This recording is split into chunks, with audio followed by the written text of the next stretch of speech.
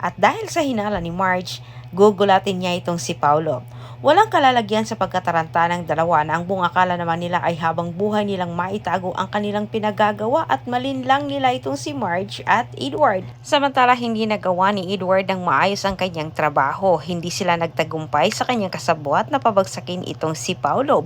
Bagkus taliwas ang nangyari sa kanilang inasahan na kung saan ang siyang dahilan ni Thea at Paolo para ang dalawa ay magdiwang. Bago umuwi ang dalawa sa kani-kanilang pamilya ay nagkasundo sila na gumawa ng kababalaghan muli.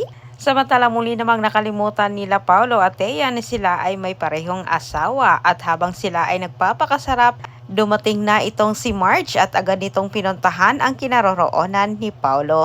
Subalit sa kabilang banda ay nabubulabog naman ang dalawa nang marinig naman nila pareho ang boses ni Marge na tinatawag ang pangalan ni Paolo. Walang kalalagyan sa sobrang pagkataranta ng dalawa.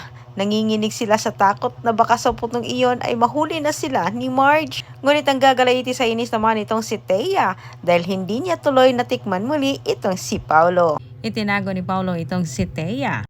Sa pagkakita pa lang ni Marge dito kay Paolo ay may napapansin na kaagad siyang maling kinikilos ng asawa pero ayon nga sa payo ni Regina na hindi umano magpapahalata kahit meron siyang napapansin. Naging wais na itong si Marge at hindi niya nilubayan ang kanyang asawa. Ngunit sa kasamang palad, may nakita itong si Marge na gamit naman ni Thea sa loob ng silid na yun.